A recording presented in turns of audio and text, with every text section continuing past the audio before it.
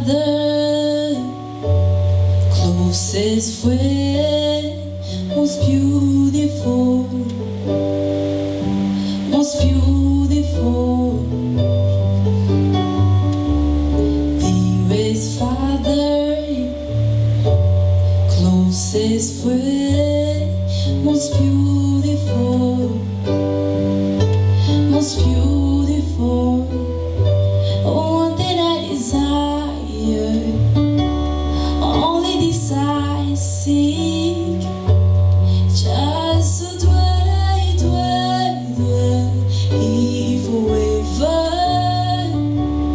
This will be my pastor, laying at your feet, just to dwell, dwell, dwell here forever. Dearest Father, closest friend, you are most beautiful, you are most beautiful. Oh, dearest Father, closest friend, you are most beautiful, you are most beautiful.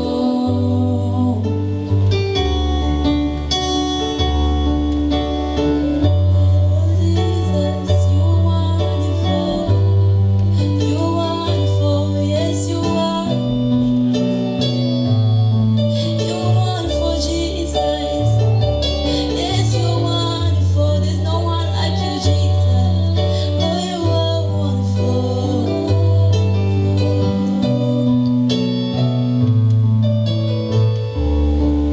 With just one look, everything changes.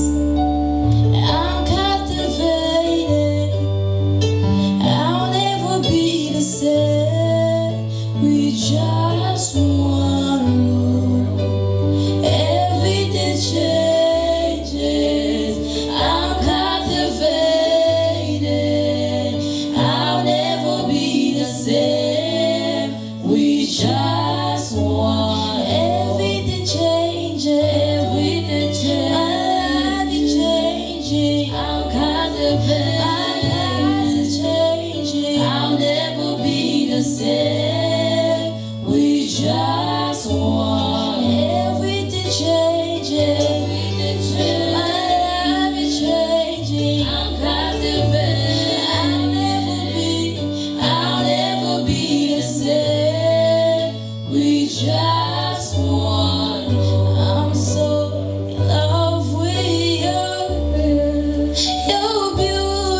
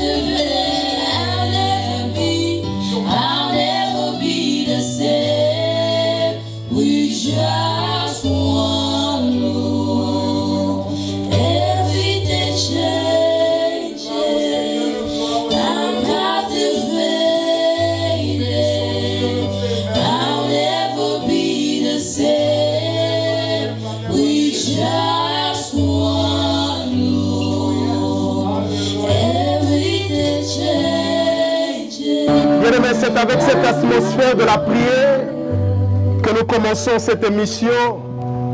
C'est sous cette atmosphère de la gloire que nous débutons cette émission, bien-aimés dans le Seigneur. J'aimerais vous dire que vous faites bien de vous connecter à nous. Et je suis votre humble serviteur, l'évangéliste Christian Lukombo. Nous voici, bien-aimés, à notre première série de ce que nous avions appelé l'école de Tyrannus, ou Tyrannus School. Bien-aimés, Tyrannus School, c'est un moment d'enseignement où nous serons enrichis par Dieu et par ses serviteurs. Pendant tous ces temps ici, pendant tous les mois d'août, nous commençons aujourd'hui le dernier dimanche du mois de juillet. J'aimerais vous dire, bien-aimés, que Dieu s'est décidé, en fait le ciel s'est décidé de nous faire du bien. Tyrannus, c'est une école où le Seigneur donnera instruction à un homme, où le Seigneur donnera instruction à quelqu'un. Comme vous le savez, nous avions annoncé plusieurs invités. Aujourd'hui, nous sommes sur notre plateau avec notre premier invité. J'ai l'honneur, mes amis, vous qui nous suivez de partout, de vous présenter notre premier invité. Celui-là, c'est un homme que j'aime beaucoup, un homme que j'ai appris à découvrir, un homme qui nous a ouvert le porte de son église où nous sommes venus parler au peuple de Dieu, mais un homme qui est humble, un homme qui a aussi reçu de Dieu de l'instruction. Et aujourd'hui, Dieu va nous parler au travers de lui. J'aurai donc la joie de vous présenter notre invité. Son nom, c'est le pasteur Esaïe Ngalamulume de l'église ADS. Ainsi dit le Seigneur, ainsi dit Dieu. Cette église qui est située ici à Lewiston. En fait, le pasteur Esaïe, c'est notre premier invité, comme je le disais, de cette série d'enseignements que nous allons écouter avec différents autres hommes de Dieu. Et il est notre premier invité, celui qui va un peu comme s'aimer cette sémence, planter la sémence dans la terre, et d'autres viendront pour arroser afin que nous puissions avoir le fruit. Homme de Dieu, je suis très heureux et j'aimerais tout simplement vous donner la parole, d'abord pour vous présenter vous-même. Est-ce que vous pouvez juste nous dire qui vous êtes et comment est-ce que vous êtes arrivé ici aux États-Unis et pendant combien de temps vous servez le Seigneur? Merci beaucoup, l'homme de Dieu. Comme vous venez de le dire, je reprends le de Esaïe Ngalamulume. Je suis marié, je suis père de mes enfants, le mari de mon épouse. J'ai 3 fillettes. Amen. Il y a à peu près 4 ans que je suis aux États-Unis, venu de l'Angola. De l'Angola, oh ok. C'est là que j'ai pu commencer, qu'est-ce que je peux dire, l'œuvre missionnaire. Amen. Donc, j'ai laissé l'église là-bas. My goodness. Et le Seigneur avait permis que je puisse atterrir ici aux États-Unis dans la vision de la continuation de l'œuvre universelle, la mission que nous avons pour gagner les âmes. Amen. Que nous sommes ici. Amen. Amen. Justement à Lewiston. Que Dieu bénisse, homme de Dieu, très content de savoir que vous venez de l'Angola, parce que moi aussi, je voudrais le dire ici, je viens de là. Et je suis très content. Donc, j'ai une église aussi là-bas en Angola. Quoique je suis d'origine congolaise. Moi, je suis né et grandi à Kinshasa. Vraiment, je suis très content de savoir que vous servez Dieu il y a longtemps. Pouvez-vous nous dire combien de temps déjà vous êtes dans le ministère? Bon, étant consacré, je totalise à peu près 22 ans. 22 ans, ok. Ministère, mais auparavant, j'étais prédicateur, yes. J'étais intercesseur, choriste. Yes. Et après quoi, le Seigneur m'a appelé à ce ministère. Wow! Donc, chers amis, vous comprenez que nous sommes en face pas d'un petit enfant, mais de quelqu'un qui a fait son parcours avec le Seigneur, 22 ans dans le ministère, donc il a beaucoup à dire et il a beaucoup expérimenté. Et homme de Dieu, comme vous le savez, nous sommes ici dans cette école. Nous avions un thème que nous allons développer. Le thème, c'est que l'Église face à la pandémie de la COVID-19. C'est le thème que nous allons développer déjà. D'entrée du jeu, j'aimerais un peu situer ce que sera l'objet de notre discussion. Comme vous le savez, vous êtes sans ignorer que nous vivons un temps difficile où l'Église fait face à cette pandémie. On a l'impression que c'est une première dans l'histoire du monde où l'Église est frappée de partout dans le monde partout on crie la même crise.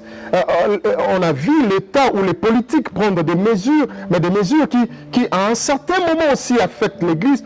On parle des confinements, on a passé des moments, nous ici aux États-Unis, pratiquement plus d'un mois où l'Église était, nos bâtiments, pour le dire ainsi, étaient fermés. Alors, pendant cette émission, nous voulons, avec le peuple de Dieu qui nous suit, un peu comprendre ce que sera l'attitude de l'Église face à cette pandémie. D'entrée de jeu, si vous le permettez, je vais inviter vous, nos téléspectateurs, à lire un passage, et c'est ce passage-là qui va nous donner l'accès à ce que nous allons développer tout à l'heure. Prenez avec moi, vous qui nous suivez, nous allons lire un texte. J'aime bien ce texte. Lisez avec nous ouvrez vos Bibles avec nous, dans Matthieu chapitre 16. Homme de Dieu, suivez-nous attentivement parce que d'ici sortira ma première question. Matthieu chapitre 16, nous allons lire le verset 18. Ici, c'est Christ qui parle. La Bible dit, Christ dit, et moi je te dis, tu es Pierre. Il s'adresse donc à un de ses premiers disciples, Pierre, et sur toi, cette pierre, je bâtirai mon église. Et que les portes de séjour de mort ne prévendront point contre elle. Pasteur, avant de vous poser ma première question, je remarquais deux choses ici. La première des choses, que Jésus-Christ s'adresse à un de ses premiers disciples, Pierre. Vous savez comment Pierre est venu au Seigneur. Mais Christ lui dit, il dit, ton nom est Pierre, mais sur ces rocs, sur cette pierre, moi Christ, lui Jésus, lui le Messie, il dit, je bâtirai mon église. J'ai remarqué une chose. La première des choses, que l'église ne nous appartient pas. L'église a son propriété. Et que lui le Christ est le propriétaire de son église. Donc, lui, il dit, il bâtira son église à lui. Mais la deuxième des choses qui nous intéresse dans cette émission, il dit, même les portes de séjour de mort ne prévendront point contre elle. Mais pasteur, quelle contradiction là? En fait, pas contradiction, mais il y a un contraste avec ce que nous voyons maintenant. Ce que nous voyons qu'il y a une pandémie qui s'élève dans le monde. Et cette pandémie, pasteur, ça c'est l'impression que moi j'ai peut-être, et qui est partagée par plusieurs qui nous suivent. On a l'impression que cette pandémie prend l'avantage sur l'église. Les églises sont fermées. L'église, moi j'ai l'impression, pasteur, ma première question c'est là. Pensez-vous que l'église va-t-elle mourir par cette pandémie? L'église va-t-elle disparaître par cette pandémie parce que nos bâtiments sont fermés? L'église, de moins en moins les gens prient. Donc, moi, je voudrais savoir, pasteur, que pensez-vous par rapport à ce passage biblique? Là où Christ dit que le port de séjour de mort ne prévenons point contre l'église. Que pensez-vous, pasteur? Est-ce que l'église est appelée un jour à disparaître? Est-ce que la Covid va prendre l'ascendant sur l'église? Qu'est-ce que vous en pensez, pasteur? Merci beaucoup, l'homme de Dieu, pour cette question pertinente. Yes. Et je trouve que notre thème est d'actualité aujourd'hui. Yes. C'est presque beaucoup d'hommes de Dieu qui en parlent, par-ci, Yes. par-là. Et quelques-uns d'entre eux ont pu quand même répondre, donner des arguments à partir de la grâce que Dieu leur a donnée. Yes. Aujourd'hui, je bénis le Seigneur parce que il a fait que nous puissions, à partir de la petite grâce que nous avons, transmettre au peuple de Dieu sa volonté. Amen. Alors, je ne voudrais pas faire la grandiloquence ou la féconde creuse, ou en d'autres termes faire la logorée en ce qui concerne cette première question, parce que nous n'avons pas assez de temps. Yeah. Alors, je voudrais d'abord permettre que je prenne la charrue et la placer devant le bœuf. Yes, go ahead, please. Et ça peut me permettre que je sois un peu à l'aise dans cette explication. Allez-y, homme de Dieu. Alors, je voudrais jeter un coup d'œil dans ecclésiologie. C'est la science qui étudie l'Église. Alors, je voudrais que le peuple de Dieu sache que notre Dieu, dans le temps, il avait utilisé les gens. Il a utilisé les prophètes.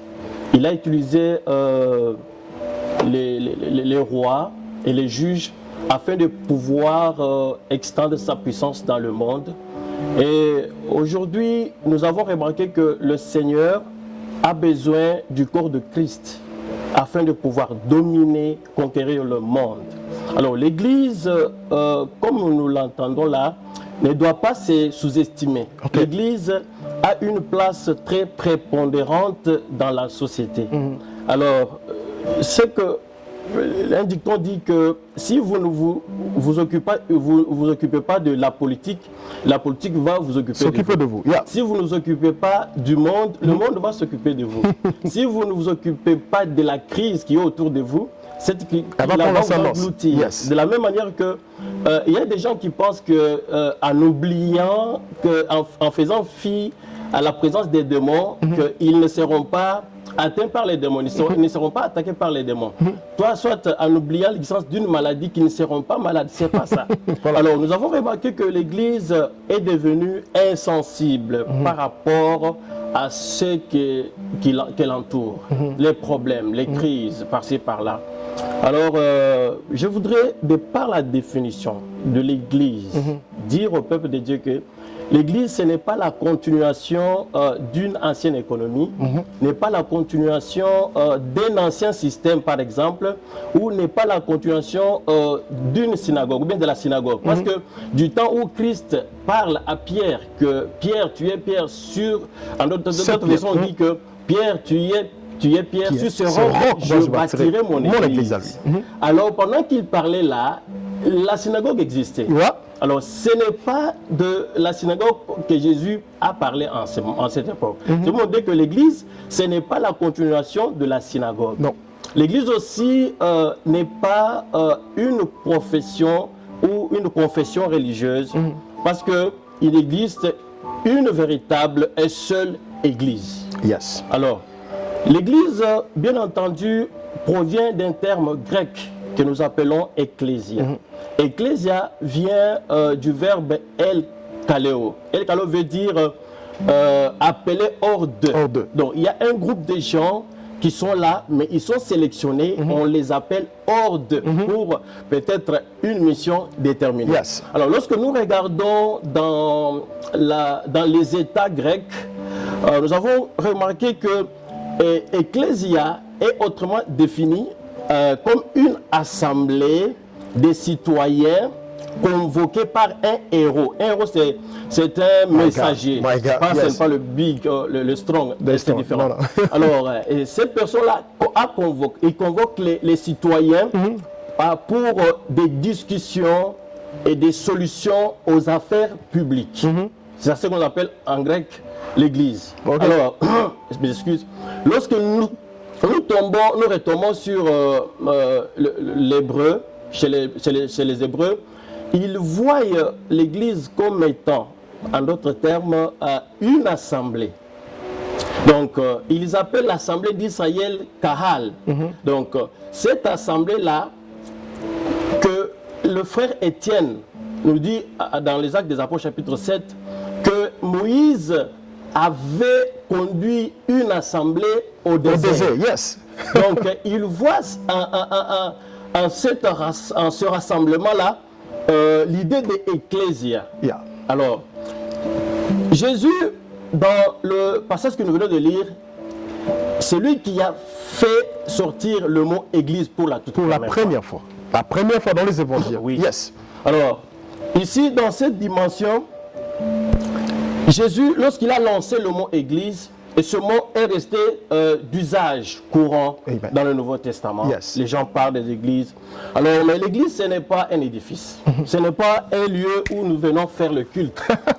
Oui. L'église, ce n'est pas le beau temple qu'on voit ça. Oui, ce n'est pas ça. Moi, j'ai le méga church. Moi, j'ai 5000 membres que j'aurais. Ça, ce n'est pas l'église. Ce n'est pas selon la vision de Christ. Amen. Alors, moi, je vois l'église a deux sens. Yes. Nous avons le sens universel et le sens local. Alors, le sens universel incorpore, emmagasine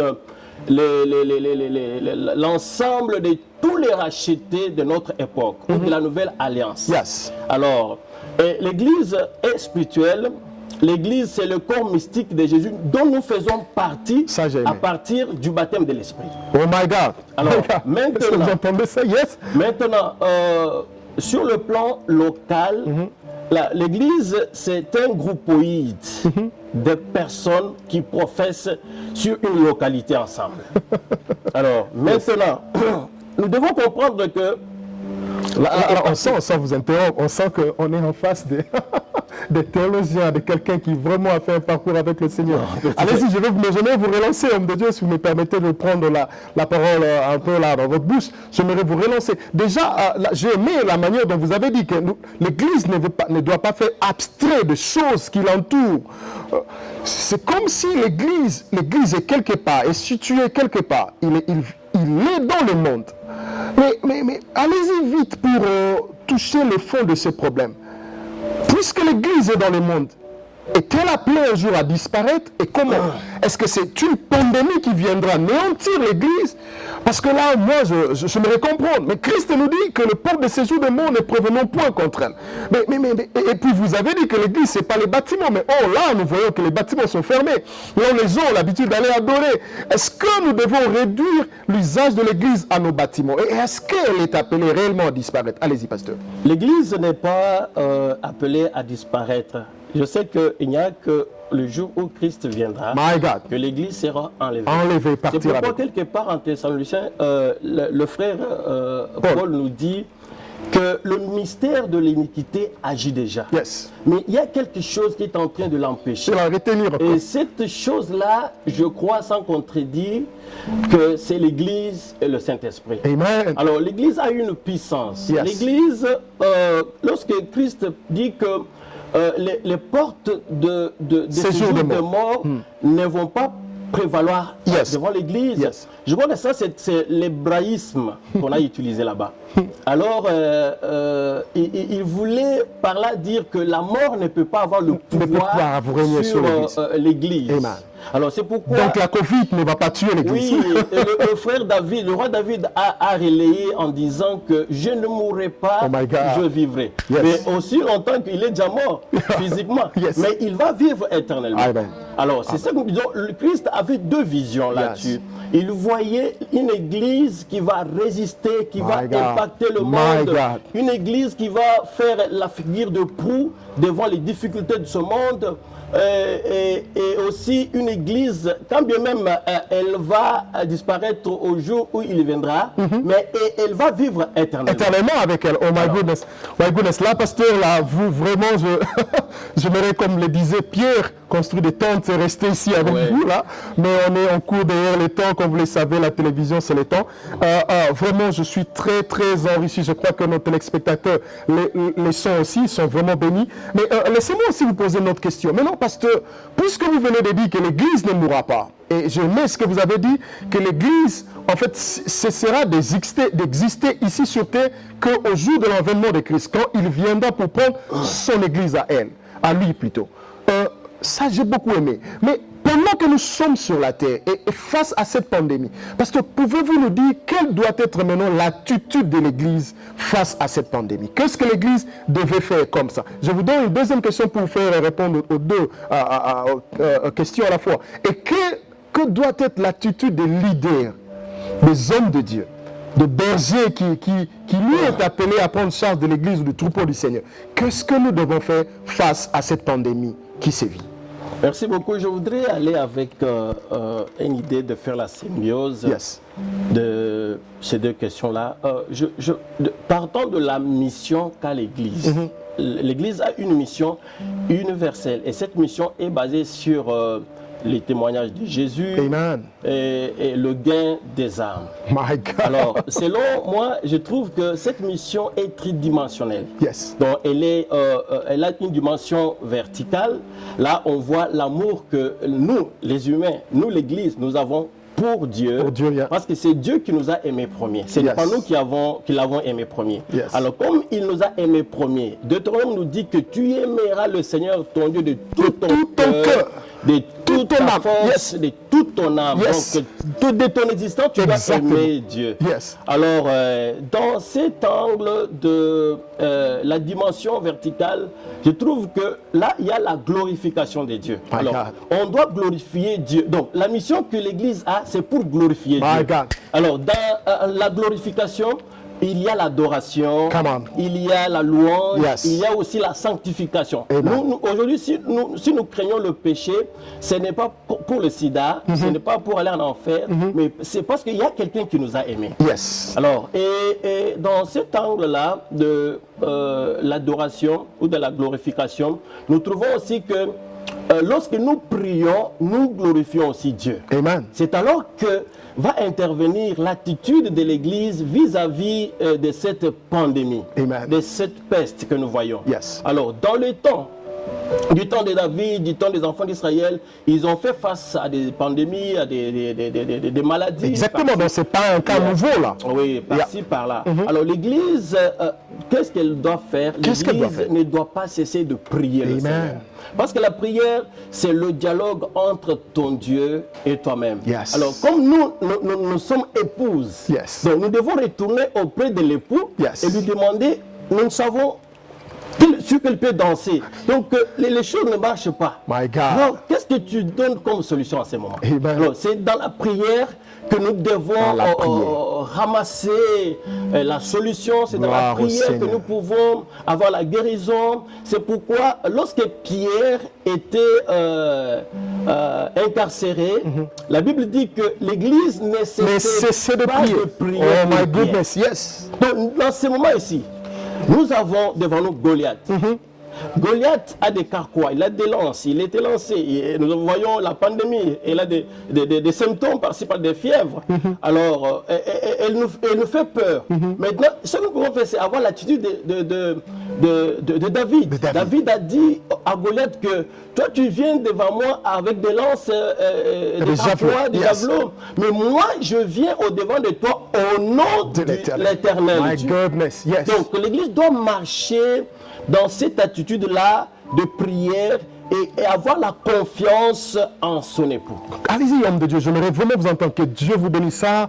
Ça, c'est wonderful. Et maintenant, l'attitude, si vous avez parlé de l'Église en tant qu'entité en général, mais que doit être aussi l'attitude? Donnez-moi déjà là, je vous balance la toute dernière question, l'attitude des leaders ou du berger, celui qui a la charge des troupeaux, qui est le pasteur, qui est l'apôtre, qui est l'évangéliste.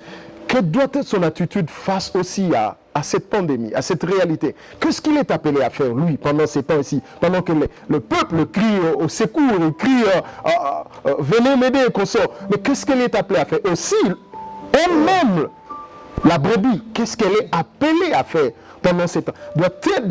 Doit-elle se résigner en soi-même, se cacher à la maison, dire oh, que nous sommes en confinement? Est-ce que nos prières aussi sont en confinement? Ou qu'est-ce que nous devions réellement faire?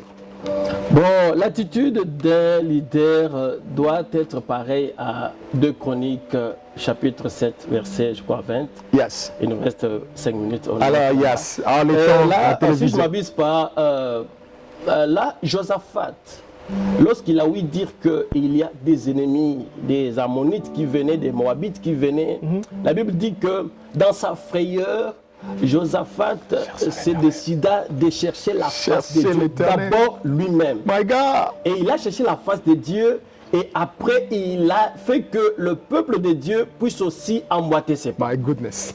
Donc, en ce temps précis, nous les leaders, nous les bergers, ce que nous devons faire, nous ne pouvons pas croiser les bras. Amen. Nous devons monter au créneau. Yes. Nous devons prier, crier à plein gosier Yes. devant le Seigneur, en faveur d'abord de l'État, Yes. en faveur de l'Église, Yes.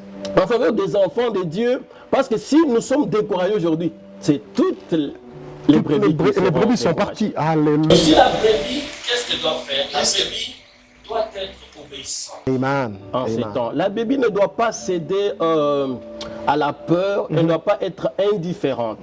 La brebis doit aussi intercéder pour l'Église et doit aussi intercéder pour les autorités. Amen. Et elle doit aussi intercéder pour les âmes perdues. Yes. Parce que pendant ces temps ici, toute chose concourt au bien de ceux qui aiment Dieu. Yes. Donc même nous aussi, en tant qu'enfants de Dieu, en tant que ministres de Dieu, en tant que brebis, c'est une opportunité pour nous de pouvoir gagner les âmes au Seigneur. Voilà. Les âmes frustrées, Voilà. qui ne savent pas, qui ne Ceux savent qui, où aller. Oui. ceux qui ont peur de leur avenir, ceux qui ont Oui. peur de mourir.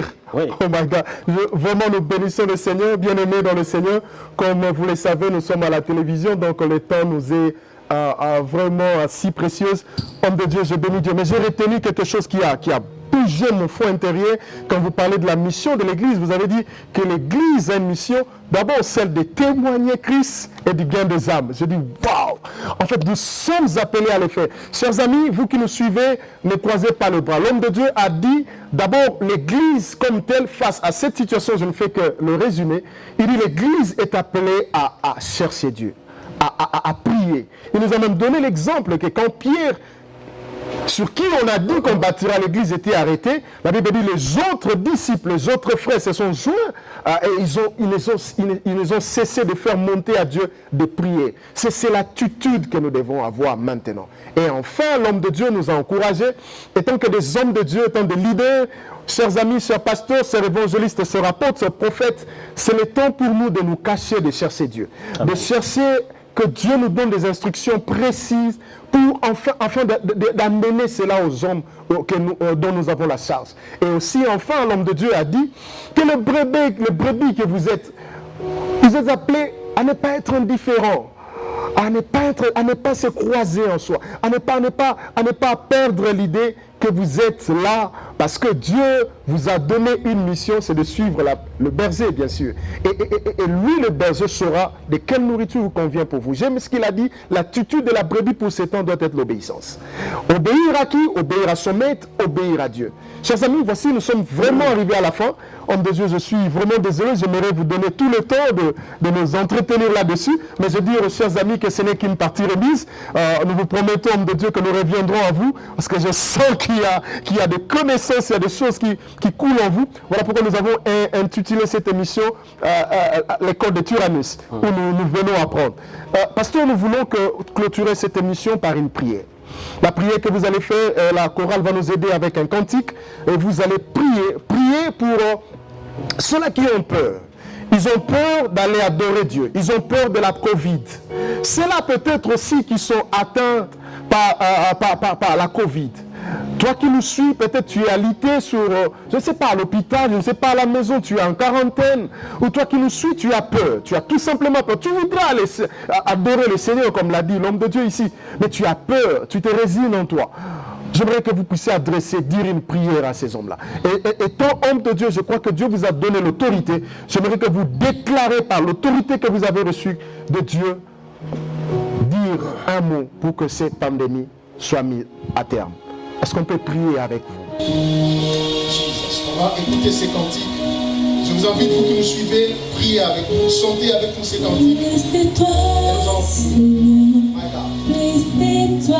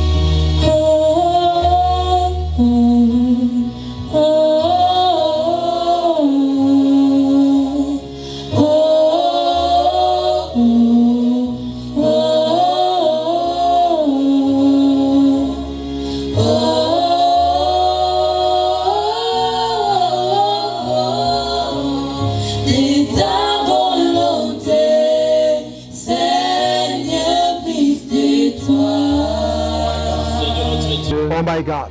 Jesus. Nous voici devant toi Jesus. avec des larmes aux yeux. Jesus.